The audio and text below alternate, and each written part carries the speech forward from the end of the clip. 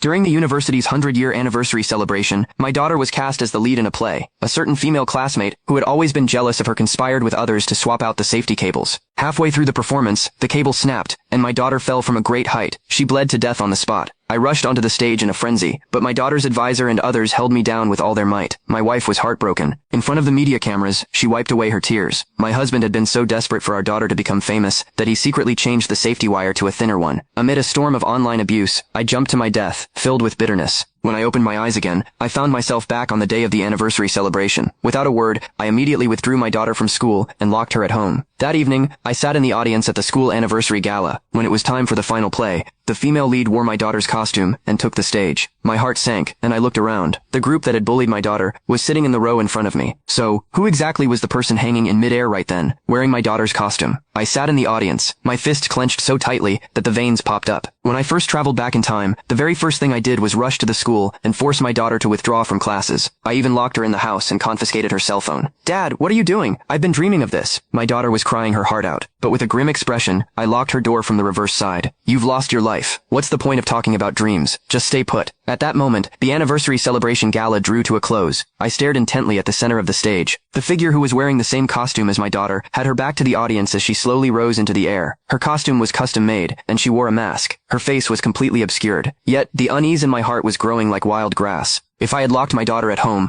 who was that person up there? I instinctively looked around. The moment I did, my blood nearly boiled. In the VIP seats right in front of me, sat several faces I would never forget for the rest of my life. It was Tina Zoll. She was the female classmate from my previous timeline who had led the bullying campaign against my daughter out of jealousy that she had snatched the lead role. She was casually munching on snacks with the others and acting as if nothing was amiss. Then, there was my daughter's male advisor, Steve Zale. The father and daughter duo were huddled together while watching the lead slowly rise into the air. Their shoulders were shaking, as if they were trying to stifle their laughter. Tina held a glow stick while glaring venomously at the stage. Her lips were moving silently. I could read her lips. "Enya Summer, go to hell." My anger boiled over, and like a giant hand it clenched my heart tightly. They had no idea the lead had been replaced. They thought the person hanging up there was Anya. The wire work must have been tampered with. Even though the person up there was not Anya, it was still a living, breathing human. The image from my previous timeline, of flesh and bone reduced to pulp, once again flooded my mind. No, I could not just stand by and watch the tragedy happen again. I sprang to my feet. While ignoring the disapproving glances of the audience around me, I rushed toward the backstage area. "Move aside, everyone, move aside!" I shoved aside the security guard blocking my path and strode purposefully toward the cable's control console behind the side curtain. As long as I could hit the emergency stop before the wire cable system fully deployed, there was still time to save the situation. I ran as fast as I could, but just as I was about to reach the control console door, a strong arm shot out from nowhere and clamped tightly around my neck. "Mr.